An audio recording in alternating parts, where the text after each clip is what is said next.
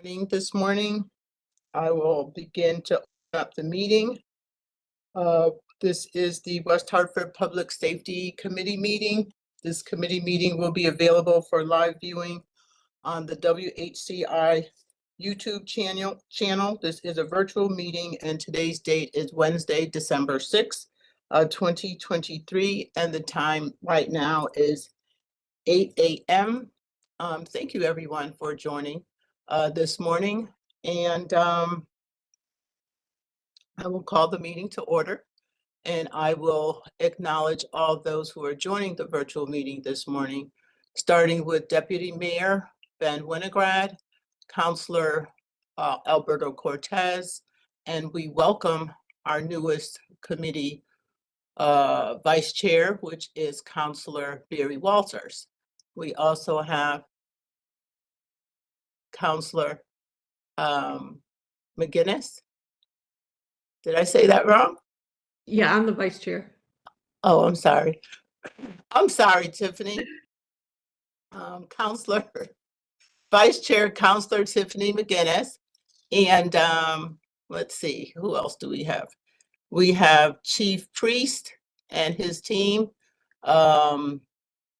AC O'Callahan. I see Emergency Management Bob McHugh sitting behind O'Callahan. I also see a couple of other faces behind Chief Priest and AC O'Callahan. So would you guys just introduce yourselves?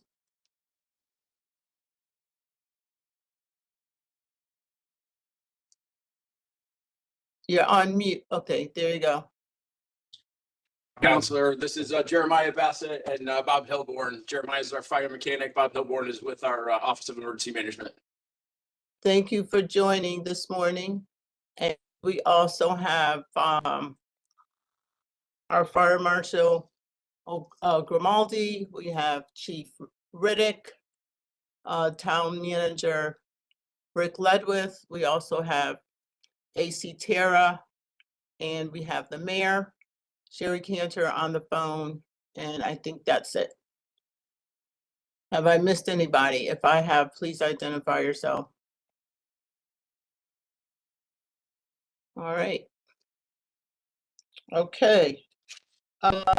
So the first order of business under business items and communications, Mr. Town Manager, do we have anything that you want to share?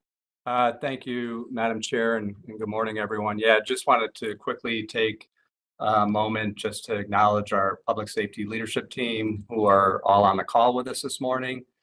So as the holiday season is upon us, as we all know, there are a number of significant public events occurring throughout the month of December, where our residents and visitors really get the opportunity to witness that collaboration that we see every day that exists between our police, our fire, public works as well, not just to keep our town safe, but serving as ambassadors for our community as well. I joked at a police event the other day that our police officers were as popular as Santa Claus at the holiday stroll, but our fire colleagues are equally as popular, as we know, as they provided transportation for Santa at the holiday stroll. But really appreciate what they do to keep our community safe every day, but also as I said, serving as ambassadors to our community as well. This Sunday, we have the Fire and Ice celebration that will take place here at Town Hall. It'll be out in the back parking lot. Starts at 3 p.m. and our police, fire department, and police public work colleagues again will be on hand to ensure the safety of all of our residents, while also adding to the festivities that will be happening late Sunday afternoon. So just wanted to just give a quick shout out to both of our fire department and police department. So appreciate that, Madam Chair, and we'll turn it back to you. Thank you. Thank you, Mr. Ledwith, for that. So we'll start off with our staff reports, and that will be the fire department update. And so I'm going to turn it over to Chief Priest and his team. Good morning, Counselor, and everybody on this morning. First, like to start off by saying congratulations to you on your reelection, all of you, and to Councilor Walters on his appointment to the council, as well as to Vice Chair McGinnis's new role here in public safety. One thing that people always ask me is, you know, do you have everything you need? And my first and always answer is yes, I do, because I have a council and a leadership team that always listens to us, and I really appreciate that. I look forward to working with you over your next tenure. So just moving into a couple of items, some on my written report, some not. A few highlights for you. First, I'm glad to welcome back Chief O'Callahan. He's back in action, ready to go. Look at him, he's looking smiley. The team is back together. You can see the PD is clapping, you know, and everything. So Bill Beebe has done a wonderful job in interim role. He's going to continue a little bit more while Hugh finishes up some things, but he is predominantly back. Along those same lines, proud to announce the retirement of Chief Beebe. He will be enjoying a retirement after 24 years. This will be his last month of this. He's not here with us today, but certainly express my thanks for his stepping up into a leadership role the last few months, as well as apparatus operator Frigga is retiring. So 24 and 25 years respectively. That's a long time of service to the town. So thank them for that. It's a great introduction into the fact that thanks to the support of the town manager, the council, and the finance director, we are really on top of our hiring. We're full at this point in time. We've actually hired already for these 2 vacancies. We have 2 graduating the academy on Friday, and we have 2 onboarding on the 18th. So we're really trying to keep up with this, our staffing issues.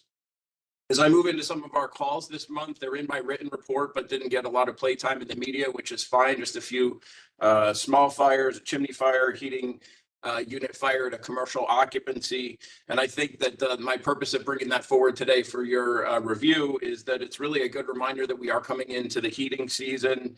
Cooking and heating are certainly 2 of the largest causes of fires in our community. So it's a reminder to have our smoke detectors, be cautious with your decorations, especially live decorations that need to be watered. So, you know, as I prepare my report, I really wanted to say, you know, there's nothing better than saying like a small fire, because that means that we've prevented it from getting into being a bigger fire. And that obviously starts with the hard work out of our fire marshal's office, working on codes and really working with our community towards compliance and education.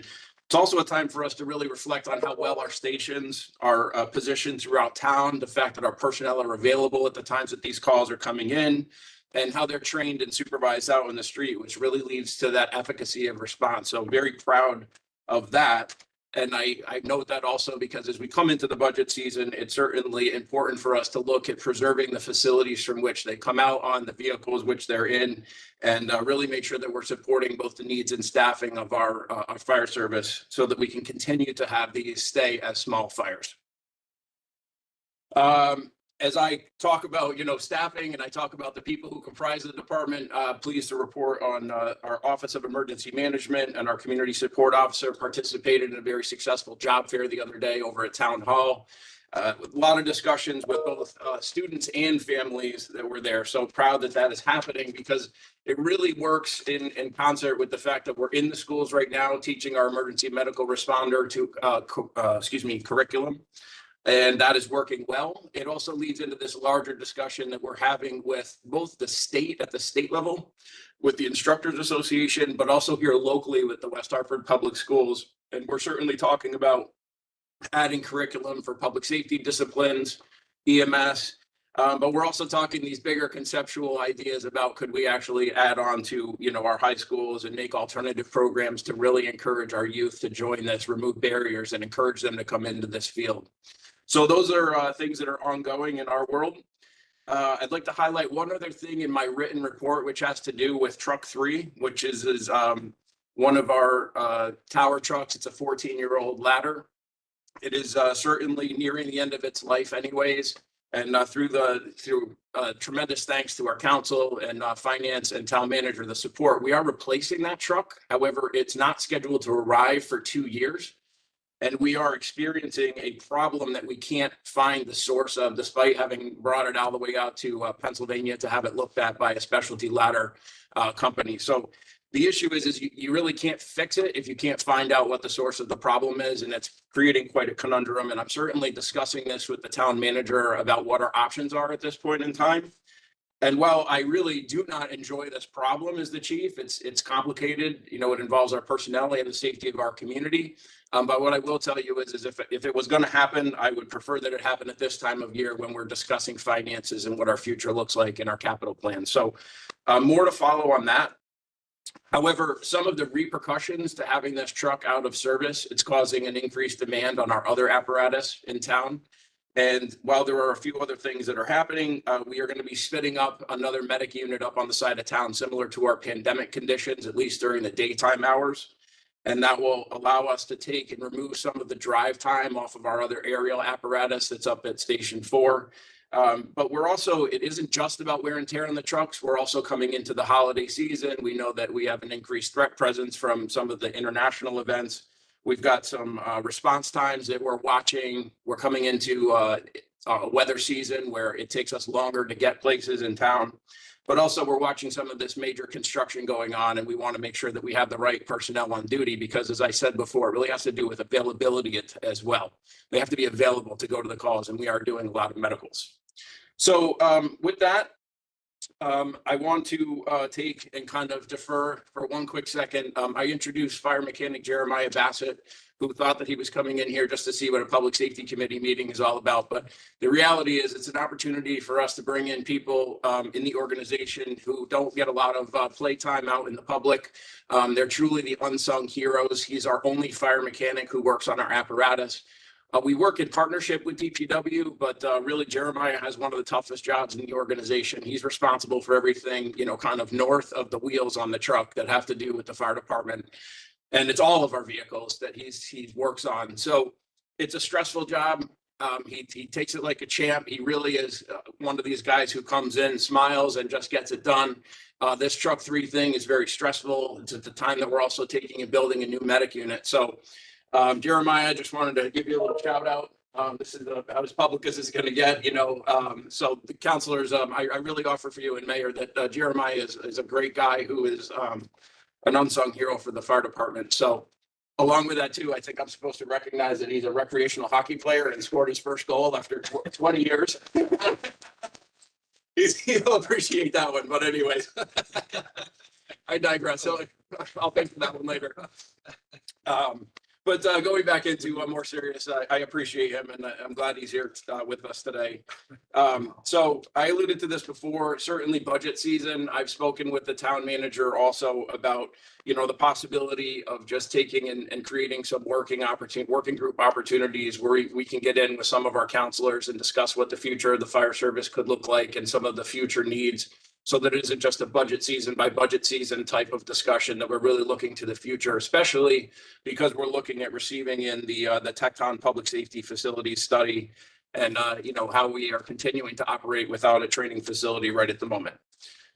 So with that, as I start to close out my remarks, we're certainly, the town manager has spoken about this, but we're watching the impacts of the national issues or the international issues, excuse me. We certainly defer to our partners and colleagues in law enforcement to help us with the situational awareness. But I really couldn't be happier about how we work jointly together to kind of provide this net of public safety when we have these large gatherings and when we're looking at how public safety is managed in the town. Our communication has never been better. I really appreciate that. And we look forward to being out there at Fire and Ice as well to celebrate our community. And as I kind of close out, it really is, you know, what I talk about is the best fire is one that never happens. And it's also the best event that you hear about is when all you do is look around and see us smiling and we never have to talk about anything that ever happens. But be rest assured, you know, we are prepared and we are be working in collaboration with our law enforcement colleagues. So with that, conclude my report. Be glad to answer any questions. And as also, I saw Ben dropped off, so I apologize. I didn't recognize his deputy mayorship. So congratulations on that as well. So that is my report. Glad to answer any questions. Thank you, Chief Priest. Are there any questions from the committee members or any of the counselors?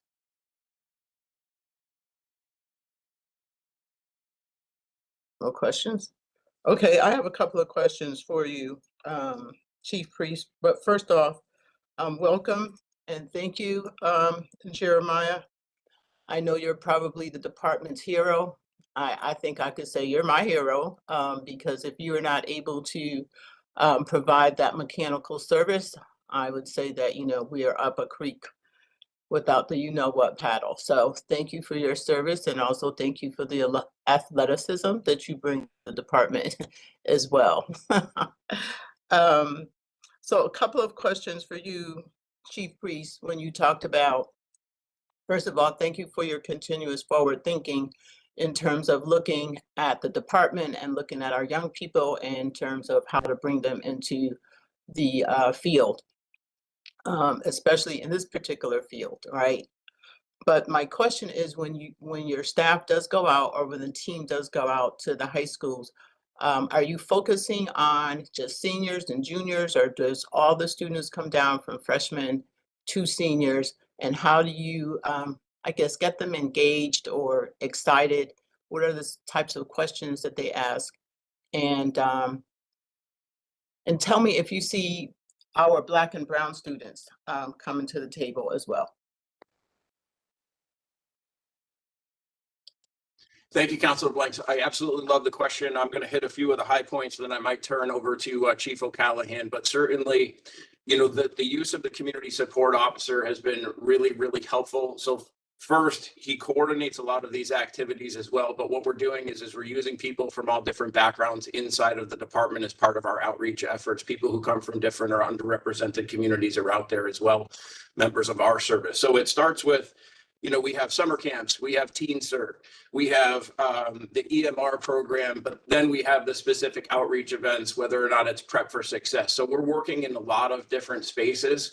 And with specific regards to your question, yes, we're very much interacting with people who come from all sorts of different backgrounds. Frequently, and we've seen a lot of good diversity inside of our summer camp classes.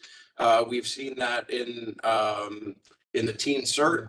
We've also seen it in the areas where, like our EMR classes have been fairly diverse classes, as well as our Prep for Success. So our biggest goal is to be available to everybody who could possibly want to come into this. And we certainly spend time with everybody who has an interest, because really what we're trying to do is remove barriers. And the first barrier is this a possible career path for you? Would you like to do this? Would you like to hear about it? And it gives us so many opportunities to speak about the different paths within this field. It doesn't just have to be a paramedic. It could be, you start as an EMR and then you work your way into being a CNA, you work your way into an RN. So we are employing a multitude of different strategies for that. And at the risk of going on too long, because I'm very, very passionate about it, I think we're doing better in that space, specifically because of our CSO and our outreach. But I'll defer to either Chief O'Callahan or even Bob, who's got a lot of work in that space. I'll just chime in and say that we've also gone outside of West Hartford. We've spent a lot of time in area departments. We've been at Prince Tech in Hartford multiple times, and we've been invited to other events in Hartford, New Haven, Windsor. So we are out there showing the patch, and that is spreading. So we're getting more and more contact from people to ask us to come to more events. So the true impact that what the chief has done over the last 4 years might not be felt for another 4 years or so, based on the age groups we're dealing with. But we're already on a very good path here with our diversity numbers, and we're going to get better. And that's what the chief is looking for. He laid out the groundwork for the vision, and we're going that way. And I think in the next 4 or 5 years, the department's going to be well postured, and we're going to be a role model, I think, for other departments in the state. Lauren. Yeah, I'm just going to say the Teen Cert program that we do over the summer in conjunction with the school system is open from freshmen all the way up to seniors. So we have a good representation there from the different classes, and also good representation from all the different neighborhoods in town also. So I'd say it's been very successful. Actually, we're planning or hoping to expand that to two sessions this summer. No, I appreciate the comments and the teamwork, because that's what it takes here. It takes a lot of us at the table trying to create the best path forward. But as I get ready to turn it back over to you, Madam Chair, obviously we have discussed this in the past, but one of our major obstacles has to do with that we're hiring licensed paramedics, and that's a very specific skill set that we need to be able to provide the same level of service to our community. So we will be glad to take and continue this conversation where there's opportunities for us to hire people who are not at the paramedic level and then try and get them all the way through licensure. It's just, it is a very long and extensive commitment on behalf of the town to send somebody to that level of training. So we are working in the space to try and address that. As Chief O'Callahan pointed out, more specifically, yes, we're at AI Prince, we're in some of these others, but we're also working the spaces too with paramedic programs. So we're in there for aspiring paramedics. We've been to Capitol before, we've been to some of these others, and we're doing two other things, which is we're doing ride-alongs in terms of bringing in precepting or newer paramedics. So we're giving them the experience here working in West Hartford. As a matter of fact, both of our new hires spent some time with us learning about our organization before they even applied, and even several of our candidate pool who we still have, in cash, should we have other, vacancies open up. They actually rode with us as paramedic, as precepting paramedics. So that's good. We have people who are interested in our organization. And we also have interns. That's a program that was started, actually, that was Chief O'Callahan's in our operations. We started that a few years back. We've had several interns from different backgrounds here inside of the organization, as well as we are currently running some emergency management interns. So I didn't want to go too long, but certainly you can tell from the length of our answer, it has our attention. It always had our attention, and we're always willing to partner with our council and others in our community to try and improve on our efforts to bring in great and qualified, diverse folks from all sorts of different backgrounds to our department. Thank you for that information, Chief Priest, as well as to your team. That was very informative and very educational for me. And obviously, it shows that you guys are going above and beyond to address a lot of the historical issues that we've had in West Hartford, and you definitely have the foresight to bring about change.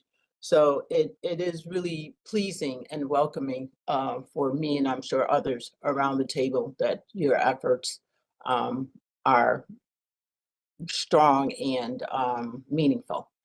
So my other question around the ladder truck. And thank you for providing the information in terms of your foresight and all the things that you're doing. But unfortunately, because of supply chain issues and whatnot, you're still a ways out from, replacing this. So one concern that I have, especially with all of the development that's going around in town, and you mentioned that, but in particular where we have one park and we're building up. So if there were issues, and I'm sure that you all have a contingency plan and backup plan.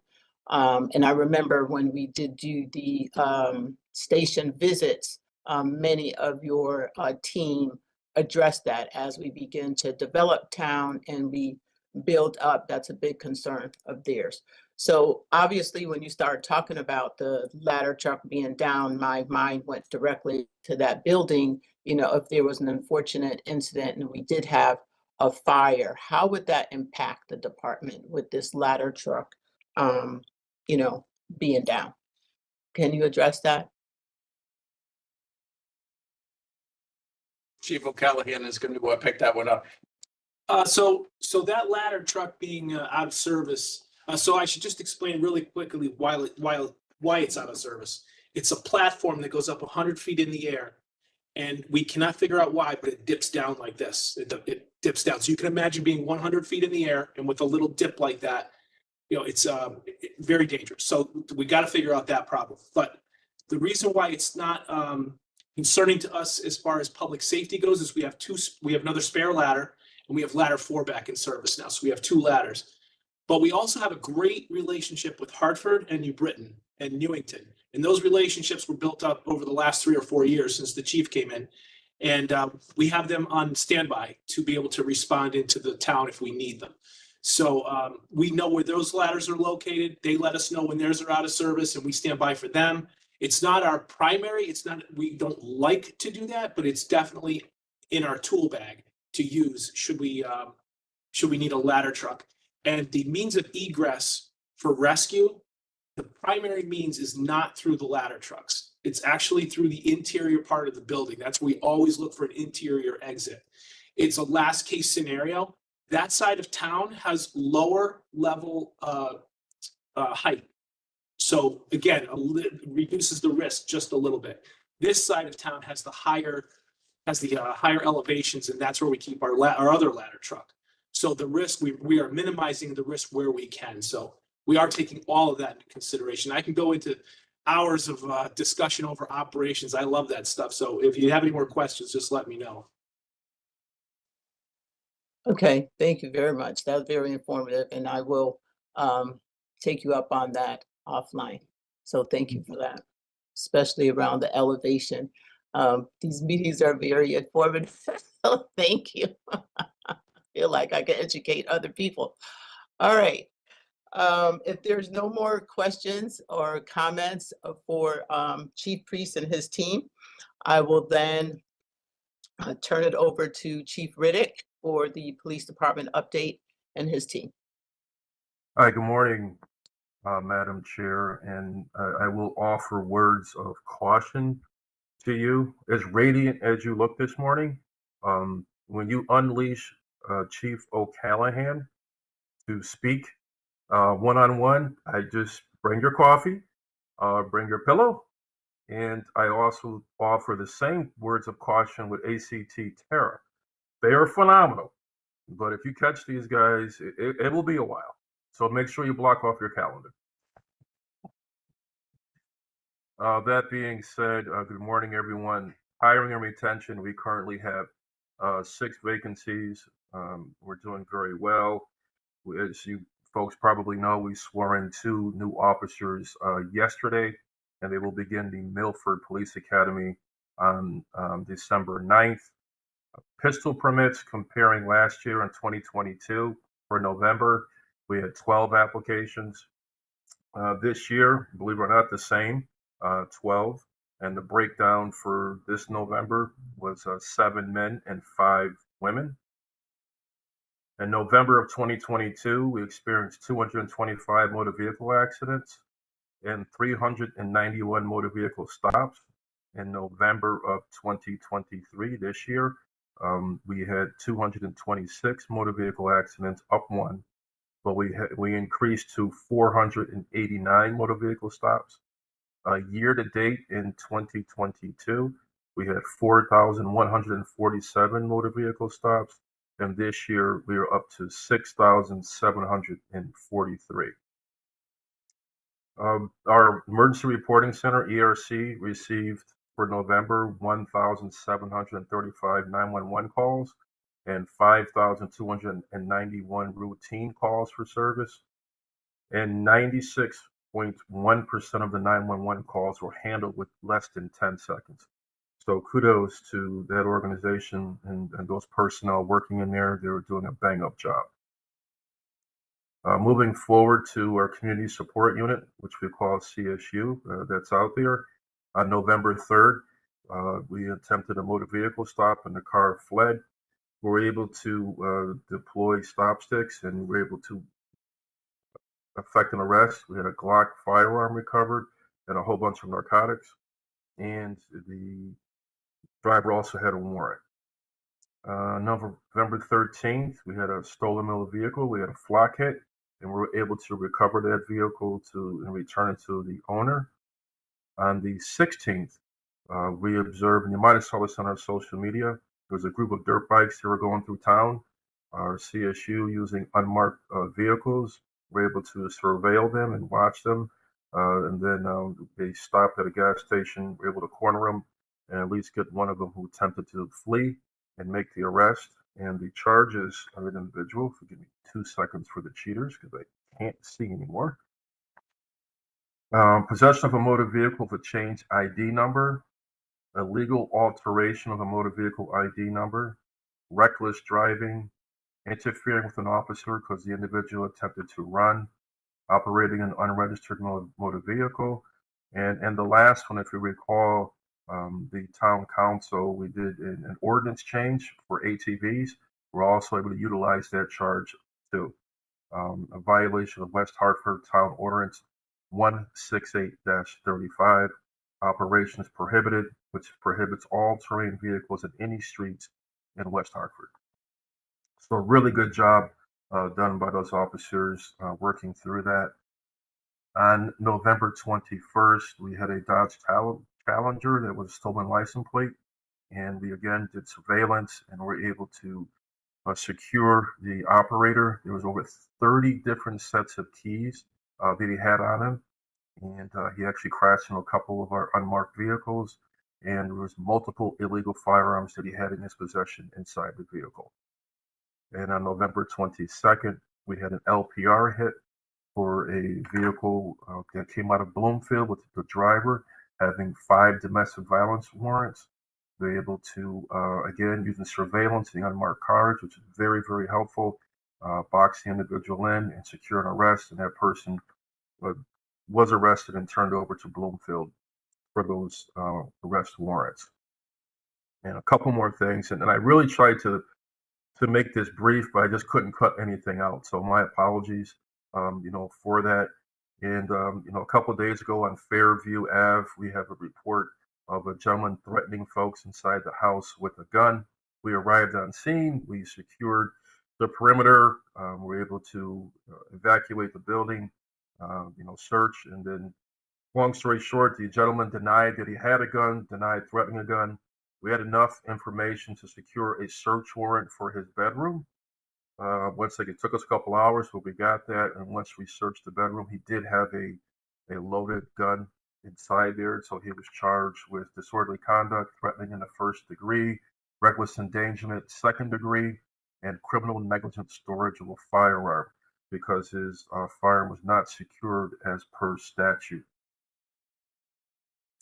And a couple of weeks ago, you again probably saw this on our social media. We were dispatched to the area of Park Road. There were 4 or 5 juveniles dressed in all black, and they were attempting to open up vehicle doors. We got into the area, we located the group. It was a quick foot pursuit. We got 4 teens ranging in age from 15 to 17, and they were issued juvenile summonses for criminal attempted burglary in the 3rd degree and 1 count of interfering with an officer for running away. Their parents were notified and did respond to the scene and take custody of them. So, a lot going on. And, it was mentioned earlier, fire and ice. And I also want to co-sign from the town manager's comments and Chief Priest. Our goal is to make chaos seem seamless at these events.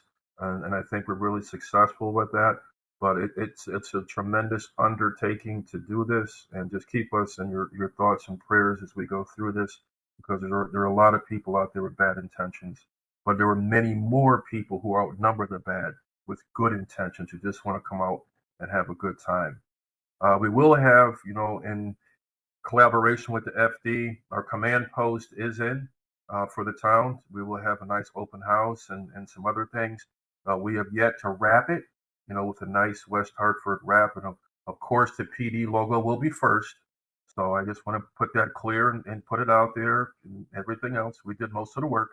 But anyways, and on a serious note, it's a joint effort. It's a tremendous asset for the town.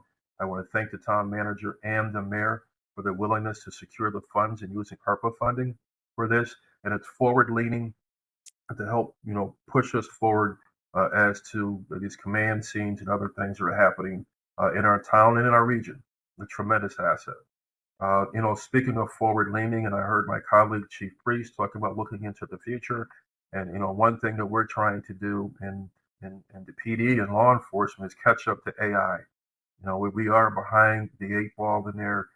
There's people sending out pictures and changing figures and disrobing people and putting a person's face on a naked person's body and making it seem like it's them, and putting them in situations with juveniles. It's ugly. So we're working with our state and federal partners.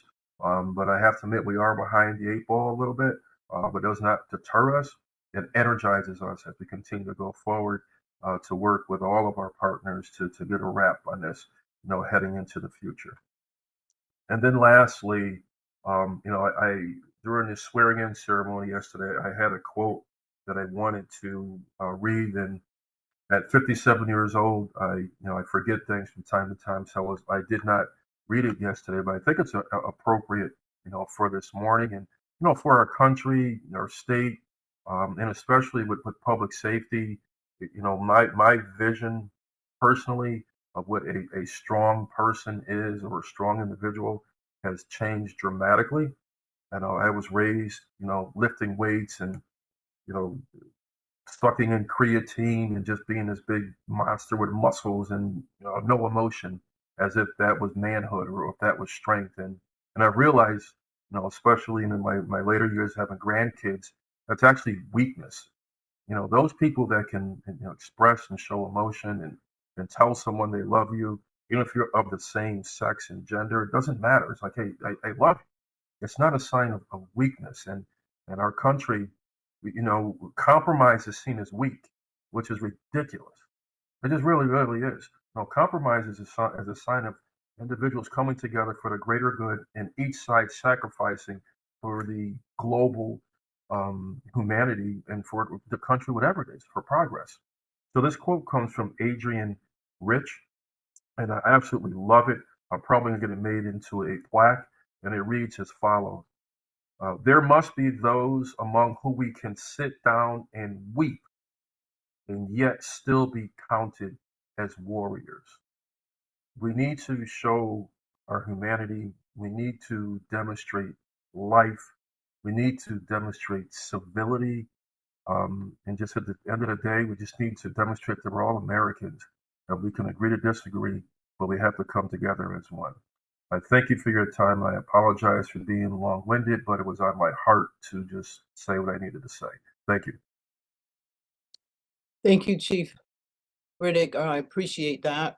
Appreciate your report and especially appreciate what you just expressed and the quote that you just read for all of us and how appropriate for that quote, especially as we just ended with Thanksgiving and now approaching the holiday season and the meaningfulness behind the season. So thank you for that. There's so many things that we're all experiencing in our country and world right now. And as public safety professionals, you are at the forefront of protecting all of us and serving the community. So it is very appropriate for your statements, and I am certainly appreciative for all that you and your team do, as well as Chief Priest, you and yours as well. I do have some questions, but before I ask my questions, I'm going to defer to the committee members and ask if you have any questions or comments for Chief Riddick and his team. No questions or comments? Okay. All right, so one question I have for you, Chief Riddick, is I certainly applaud our 911 dispatchers and certainly appreciative for their experience and all what they bring to the department. So my question is years of experience for that team. I'm just curious because it takes a lot of bandwidth and patience and skill set to listen to these critical calls as they come in and then quickly decide what the next step is. So just for my own knowledge and our listening audience, can you give me an idea in terms of the experience of your staff? Yeah, it's the ERC Supervisor Todd Hungerford is in charge of that unit, and the years of service range from 20 plus, with some folks on the edge of retirement and actually actively looking for another job, and to a new hire that we just hired 2 weeks ago who has zero experience. So that's your range. We have a number of people in between 4 and 5 years, a couple at 10. So it's a range, and this is one of those jobs where you can train all you want. You have to do it, and you just have to get in that seat and get through that experience and have some qualified folks around you to get you through it, and you just get better through doing. Thank you for that. And then the other question I had was around the juveniles. that were out and about and getting into, I don't even want to call it mischievous, but I was happy to hear that parents and guardians were notified right away. Can you give me an idea, without perhaps disclosing anything that you're not supposed to, the time from the time that they were notified to the time that they arrived? I don't have that answer, but I do know, according to statute and as a requirement, if they don't respond, I believe it's within 6 hours, we're required to contact DCF. So it was less, and I don't quote me on the 6 hours, it's either 4 to 6, I think it's 6. But if they don't respond within that time frame, then we have to notify DCF. DCF was not notified. It's my understanding that these parents, it was within a half hour to 40 minutes that they arrived, but I don't have the exact time. Okay, no, that's good enough for me. And the reason why I ask that question is because oftentimes on these committee meetings and just in general, when I hear and listen to a number of these crimes that are committed by minors, I often wonder where the parents, you just gave your age. I'm not going to give mine, just going to say 60 plus. But I know when we were coming along, there was the commercial that would come on, and it was a certain time, and it would say, "Do you know where your kids are?" And I'm of the generation that you needed to be home because you didn't want your parent or the neighbor or the neighbor's grandfather finding you on the street, because you're going to get scolded or disciplined by them. And then when you get home, you're going to get disciplined again. So I often say and state, like, where are the parents and how can we begin to hold these parents accountable for what the minors are committing? So I'm just happy to hear that we here in town did that, and parents and guardians are responding and doing so timely, because nothing else should be a priority but making sure that your kid is safe or out of trouble or not engaging in trouble, and starting off small and then escalating into something larger. So thank you for providing us with that information, and thank you for your report and your remarks this morning. You're welcome. If I can just add to that 2 seconds, just to correct myself. The DCF notification applies for those under 16, because a 16-year-old does have that right to do some 16 to 17. So the ranges go under 18, and then you have, then it's under 18 to 16, and then under 16. So that would apply more so to those under 16, because a 16-year-old can drive by themselves. Right. Okay. Thank you. And one last comment before we close, and also keep in mind, officer-involved shootings that we've probably seen within our own state, and I believe the Inspector General's office is currently investigating upwards of somewhere between 12 to 15 officer-involved shootings that have occurred in Connecticut just this year. So it's a little crazy out there. Keep us in prayer. Thank you. Absolutely. And one more thing, now that you just mentioned that, and I know on a few committee meetings back, I believe you are still working on, or there are still things in the works to figure out that hit and run accident that occurred on Boulevard. Are we any closer in terms of identifying that motorist? Yeah, unfortunately, no. And despite the $26,000 reward, we got a couple of information that came in, but nothing came to fruition. But we're still not deterred and continue to go forward. Okay. All right. Thank you. All right. You're So welcome. since there's no other questions and comments, we will move to future agenda items. Does anyone have any future agenda items that they would like to appear on the next agenda? Nope. All right. Okay, so before I adjourn, I want to wish everyone a safe and happy holiday season. Please enjoy your family and friends. Public safety team and staff, please, please, please watch each other's back and stay safe. And if I don't see you around town or any other events, have a great new year.